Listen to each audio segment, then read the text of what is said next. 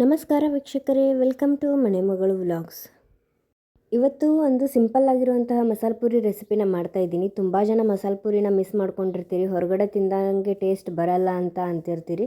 So ಈ ರೀತಿಯಲ್ಲಿ try ಮಾಡಿ, ಖಂಡಿತವಾಗ್ಲೂ ಸೂಪರ್ ಆಗಿರುತ್ತೆ. ನಾನಿಲ್ಲಿ 100 ಗ್ರಾಮಷ್ಟು ವಟಾಣಿನ ನೈಟ್ ನೆನೆ ಹಾಕಿದ್ದೆ.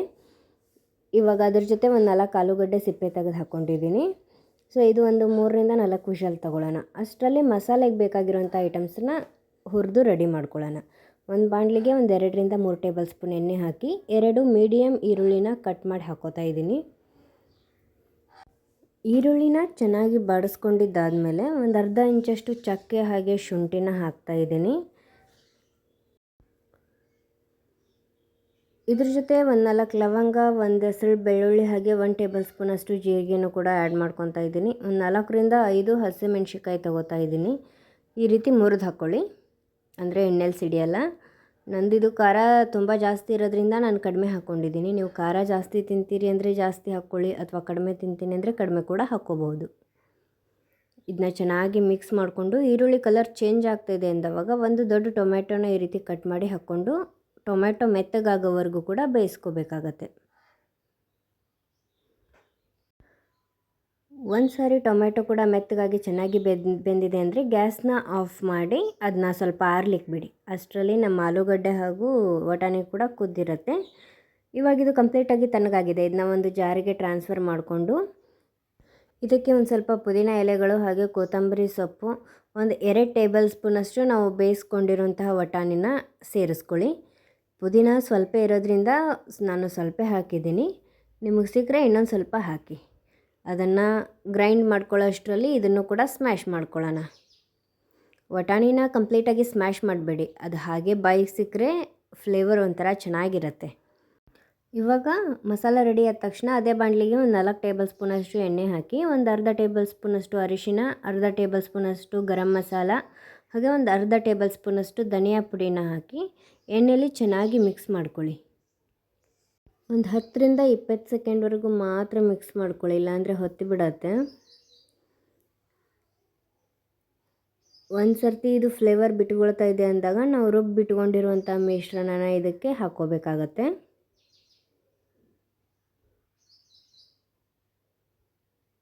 ಹಾಗೆ ವೀಕ್ಷಕರೇ, ನೀವಿನ್ನೂ ನಮ್ಮ ಚಾನಲ್ನ ಸಬ್ಸ್ಕ್ರೈಬ್ ಮಾಡ್ಕೊಂಡಿಲ್ಲ ಅಂದರೆ ಬೇಗನೆ ಸಬ್ಸ್ಕ್ರೈಬ್ ಮಾಡ್ಕೊಳ್ಳಿ. ಪಕ್ಕದಲ್ಲಿ ಕಾಣುವಂಥ ಬೆಲ್ ಐಕನ್ನ ಪ್ರೆಸ್ ಮಾಡಿ. ಹಾಗೆ ನಿಮ್ಮ ಫ್ಯಾಮಿಲಿ ಫ್ರೆಂಡ್ಸ್ಗೂ ಕೂಡ ಶೇರ್ ಮಾಡಿ. ಮಸಾಲೆ ಹಾಕ್ಕೊಂಡ್ಮೇಲೆ ಒಂದು 2 ನಿಮಿಷ ಚೆನ್ನಾಗಿ ಕುದಿಸ್ಕೋಬೇಕು. ಅದನ್ನ ಸೈಡಲ್ಲೆಲ್ಲ ಎಣ್ಣೆ ಬಿಟ್ಕೊಳ್ಳುತ್ತೆ. ಈ ರೀತಿ ಒಂದು 2 ಕುದಿ ಕುದಿಸ್ಕೊಂಡ್ರೆ ಇದು ಚೆನ್ನಾಗಿ ಕುದಿಸ್ಕೊಂಡಾಗ ಈ ರೀತಿ ಸೈಡಲ್ಲಿ ಎಣ್ಣೆ ಬಿಟ್ಟತ್ತಲ್ಲ, ಆವಾಗ ಅದೇ ಜಾರಿಗೆ ಒಂದು ಕಪ್ಪಷ್ಟು ನೀರು ಹಾಕಿ ಇದಕ್ಕೆ ಮಿಕ್ಸ್ ಮಾಡ್ಕೊಳ್ಳಿ. ಸೊ ಮಸಾಲೆ ಹಸಿ ವಾಸನೆ ಹೋದ್ರೇ ಇದರ ಟೇಸ್ಟು ಚೆನ್ನಾಗಿ ಬರೋದು. ಹಸಿ ವಾಸನೆ ಉಳಿದ್ರೆ ಟೇಸ್ಟು ಅಷ್ಟು ಚೆನ್ನಾಗಿ ಬರಲ್ಲ. ಸೊ ಇವಾಗ ಅದು ಕುದೀತಾ ಇದೆ ಅಂದವಾಗ ನಾವು ಸ್ಮ್ಯಾಶ್ ಮಾಡಿ ಇಟ್ಕೊಂಡಿರುವಂಥ ಆಲೂಗಡ್ಡೆ ಹಾಗೂ ಬಟಾಣಿನ ಇದಕ್ಕೆ ಆ್ಯಡ್ ಮಾಡ್ಕೊಳ್ಳೋಣ. ನೀರನ್ನು ಒಮ್ಮೆ ಹಾಕಬೇಡಿ, ಕನ್ಸಿಸ್ಟೆನ್ಸಿ ನೋಡಿ ಸ್ವಲ್ಪ ಸ್ವಲ್ಪನೇ ಹಾಕ್ಕೊಳ್ಳಿ. ಯಾಕೆಂದರೆ ತೀರಾ ತೆಳ್ಳಗಾದರೂ ಕೂಡ ಚೆನ್ನಾಗಾಗಲ್ಲ, ತೀರಾ ದಪ್ಪಗಿದ್ರೂ ಕೂಡ ಹಾಕ್ಕೊಳ್ಳಿಕ್ಕೆ ಬರಲ್ಲ. ಸೊ ಕನ್ಸಿಸ್ಟೆನ್ಸಿನ ನೋಡಿ ಹಾಕ್ಕೊಳ್ಳಿ.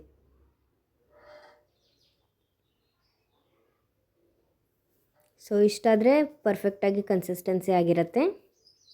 ಮಕ್ಕಳಿಗೆ ಹೊರಗಡೆ ಕೊಡಿಸೋದು ಹೈಜೀನ್ ಆಗಿರಲ್ಲ ಅನ್ನೋ ಹಾಗಿದ್ರೆ ಖಂಡಿತವಾಗ್ಲೂ ಮನೇಲಿ ಟ್ರೈ ಮಾಡಿ. ಒಂದು ಅರ್ಧ ಗಂಟೆಯಲ್ಲಿ ರೆಡಿ ಆಗಿಬಿಡತ್ತೆ. ಇದು ಕುದ್ಮೇಲೆ ರುಚಿಗೆ ತಕ್ಕಷ್ಟು ಉಪ್ಪನ್ನು ಹಾಕ್ಕೊಂಡು ಮಿಕ್ಸ್ ಮಾಡ್ಕೊಳ್ಳಿ.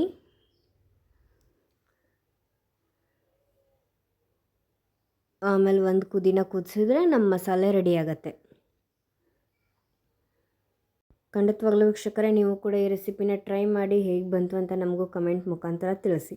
ಮಸಾಲೆ ರೆಡಿ ಆದಮೇಲೆ ನಾನು ಇಲ್ಲಿ ಒಂದು 8ರಿಂದ 10 ಪೂರಿಗಳನ್ನ ಈ ರೀತಿ ಒಡೆದು ಹಾಕ್ಕೊಳ್ತಾ ಇದ್ದೀನಿ. ಈ ರೀತಿ ಕೈಯಿಂದ ಪುಡಿ ಮಾಡಿ ಹಾಕ್ಕೊಂಡು ಇದಕ್ಕೆ ಮೇಲ್ಗಡೆ ನಾವು ರೆಡಿ ಮಾಡಿ ಇಟ್ಕೊಂಡಿರುವಂತಹ ಮಸಾಲೆನ ಹಾಕ್ಕೊಳ್ಳಿ.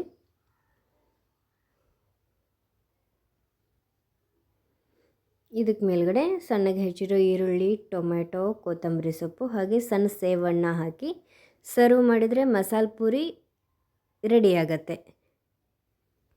ನೋಡಿದ್ರಲ್ಲ ವೀಕ್ಷಕರೇ, ಮನೇಲಿರೋ ಇಂಗ್ರೀಡಿಯೆಂಟ್ಸಿಂದ ಸುಲಭವಾಗಿ ಹೇಗೆ ಮಸಾಲೆ ಪುರಿ ಮಾಡೋದು ಅನ್ನೋದನ್ನು ತೋರಿಸ್ಕೊಟ್ಟಿದ್ದೀನಿ. ನೀವು ಕೂಡ ಟ್ರೈ ಮಾಡಿ. ನಾನು ಸಿಗ್ತೀನಿ ಮುಂದಿನ ವಿಡಿಯೋದಲ್ಲಿ.